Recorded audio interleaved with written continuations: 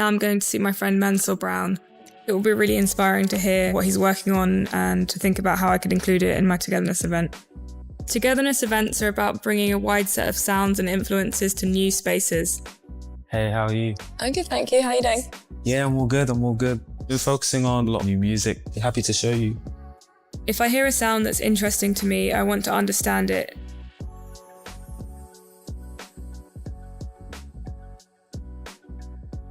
I'm hearing jazz fusion-like sounds. What makes jazz fusion sound so distinct? Jazz fusion is definitely a unique sound. It blends the complex harmonies of jazz with the rhythms of rock, funk, and other genres.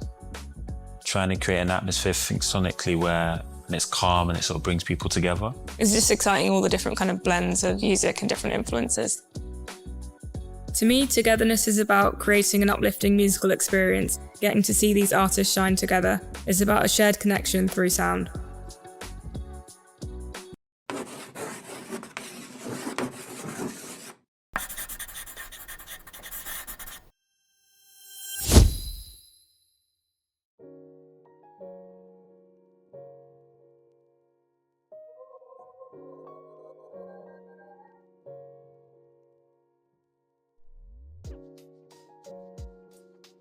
Research is always ongoing.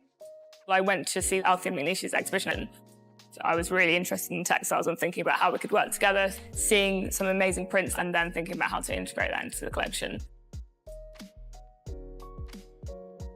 If I see something, I want to understand what was the process, and then you look into it, it opens some other paths, some doors, and you go, oh, I didn't know about that. Ideas for the exhibition are kind of rooted in a body of research that started with literature. I think one of the key books and texts I was thinking about was Face of the Gods by Robert Farris Thompson, which was looking at altars of the Black Atlantic.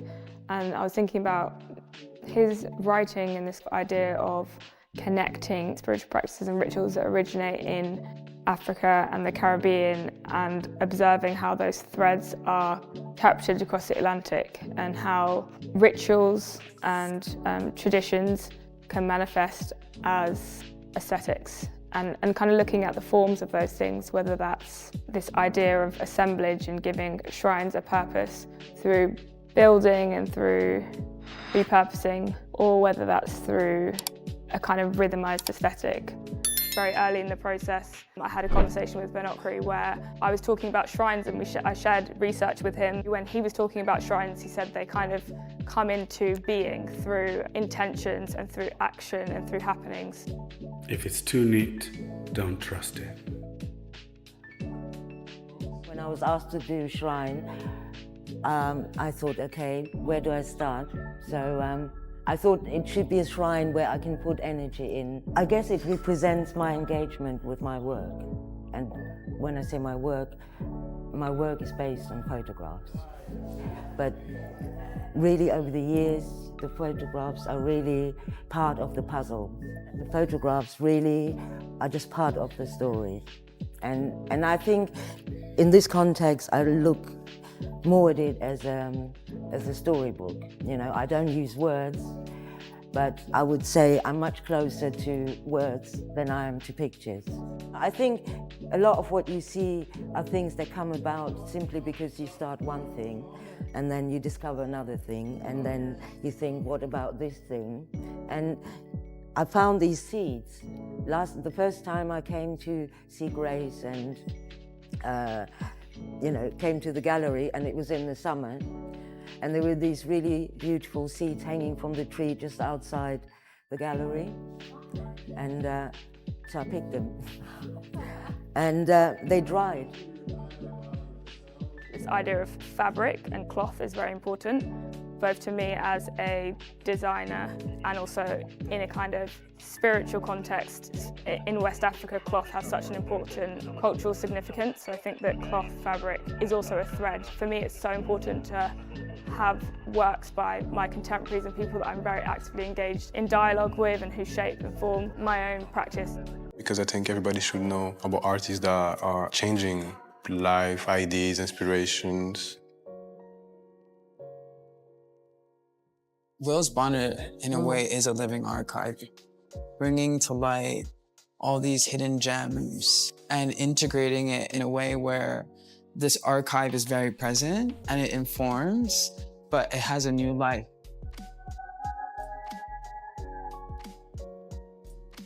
What I'm always getting drawn to is examples of beauty across time. Revealing those, shining light on those things, and working with people to expand a way of seeing the world.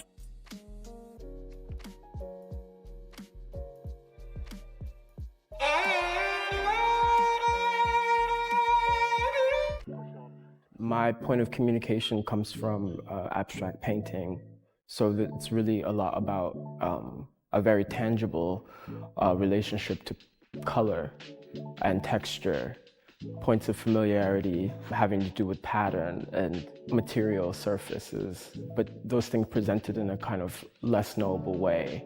So I would want the viewers to have a kind of curiosity about what they're looking at, and be kind of transformed by the juxtapositions. I mean, I've always been really impressed by Grace's work, and like we were in a show together at the Camden Arts Center, curated by the fashion designer Duro Alowu. I just saw her at the opening and just approached her, and I was just like, I'm stunned by the work that you've made in the past few years. She had just finished her studies at St. Martin's, and she won the LVMH Prize, so there was a lot around her already. But to be in that context of an artist community, I felt like it was important for me to like kind of acknowledge the fact that I'm so aware of like her accomplishments and her focus, as it were, to her craft of fashion. It's something that continues to inspire me.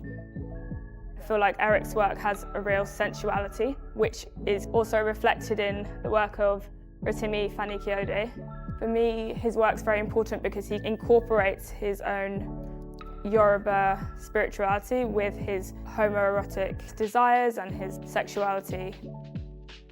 So what's shown here are 4 iterations of Flowers for Africa. So you have Flowers for Africa Uganda, which is a large wall piece with tassels coming off of that. And that comes from an archival image taken from a really official ceremony in a big stadium when Uganda celebrated its independence. There's another bouquet, which has a pink ribbon on it, which is placed on a pedestal, which is called Flowers for Africa Nigeria, and that was a floral arrangement that was handed to the Queen's representative when she came to the official visits at the moment of independence. There's a small bowl in which there's a kind of a ball of small delicate flowers, and that represents Flowers for Africa Mozambique, and that was placed on a negotiation table during negotiations between Frelimo, which is the Liberation Army, and the Portuguese government. And then the final pedestal, which is a very slight arrangement of boutonniere, which is Flowers for Africa Tunisia, and that was a floral kind of a boutonniere was placed on the lapel of the president when he was doing a speech in front of his people during the independence ceremony. Not only did our next winner receive one of the most prestigious awards a young designer can receive, the 2016 LVMH Award. She was assessed by one of the most formidable judging panels featuring Karl Lagerfeld, Marc Jacobs, Riccardo Tisci, and J.W. Anderson, which says it all. This is a designer who, through her half-British, half-Jamaican upbringing, has translated London's wonderful cultural melting pot into fashion. Ladies and gentlemen, GQ's Breakthrough Designer Award goes through Grace Wells Bonner. Thank you to Jill and Jones and for GQ for honouring me with this award. It's a great privilege to be here tonight with everyone, and I'd like to take this opportunity to thank my team and everyone who's encouraged me on this journey so far, so thank you very much.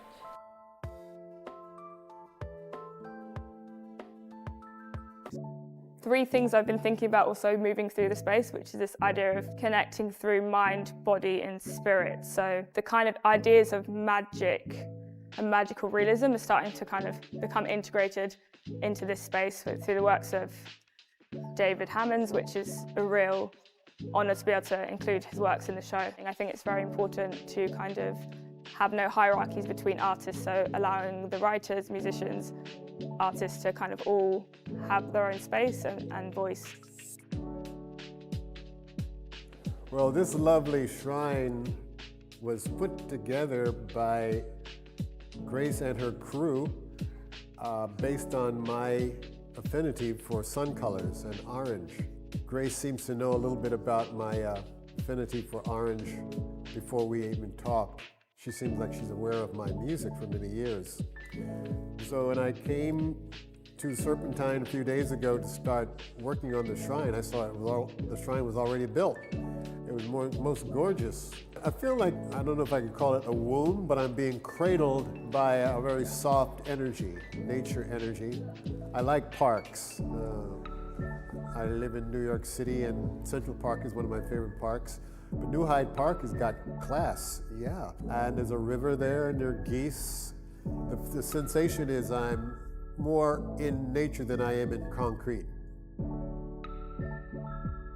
This exhibition's weaved together through dialogue with different collaborators, and I think I was always interested in a multiplicity of perspectives and voices. I never want to show a kind of singular vision or a fixed notion. It's always about something that's more fluid, it's more shifting, and that comes about through kind of collaboration and interaction with other artists. It would be wonderful if people can kind of take from this exhibition that it's a community space for reflection and meditation and thinking.